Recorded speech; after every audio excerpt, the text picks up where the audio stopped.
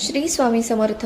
31 डिसेंबर हा आपल्या वर्षाचा शेवटचा दिवस आहे आणि या दिवशी मी जो काही तुम्हाला उपाय सांगणार आहे तो तुम्ही सगळ्यांनी करायलाच हवा. कारण नजर दोष असते ती खूप भयानक असते आणि आपल्या घराला नजर होते, आपल्याला नजर होते किंवा आपल्या घरातील व्यक्तीला नजर होते, तर ही नजर उतरवणं अत्यंत आवश्यक असतं.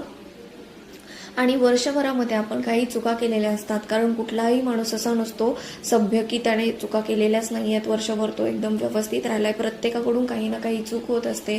कोणाची निंदा केली जाते, कोणाची अवहेलना केली जाते, कोणाला वाईट साईड बोललं जातं. तर या गोष्टीसाठी तुम्हाला देवासमोर बसून क्षमा मागायचंय, क्षमा प्रार्थी राहायचंय.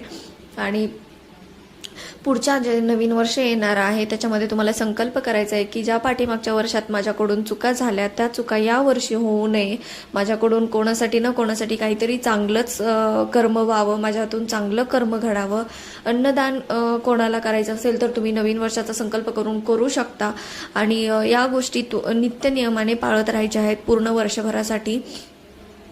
आता नजर दोषसाठी तुम्हाला करायचं काय आहे, त्यासाठी जास्त काही करायची गरज नाही आहे. तुम्हाला फक्त एक नारळ पाहिजे. तुमच्या घरामध्ये जेवढे व्यक्ती आहेत त्यांच्या नावाने तुम्हाला एक एक नारळ आणायचं आहे.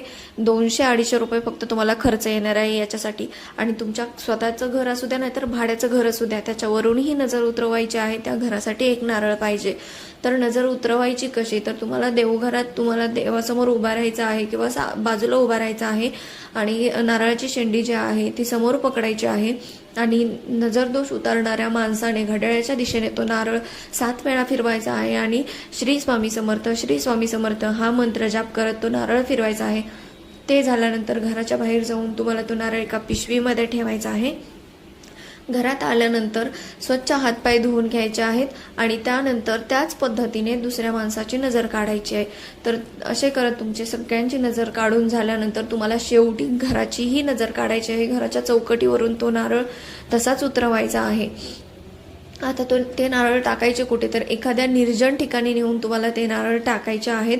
कारण आपण आपल्या चांगल्यासाठी करतोय, हे कोणाच्या वाईटासाठी करत नाहीये. त्याच्यामुळे आपल्याकडून कोणाला त्रास होईल असं काही होता कामा नये. त्याच्यामुळे ज्या ठिकाणी कोणी जात नाही, ज्या ठिकाणी माणसांचा कोणाचा वावर नाही आहेत, अशा ठिकाणी जाऊन ते आपल्याला नारळ टाकायचे आहेत.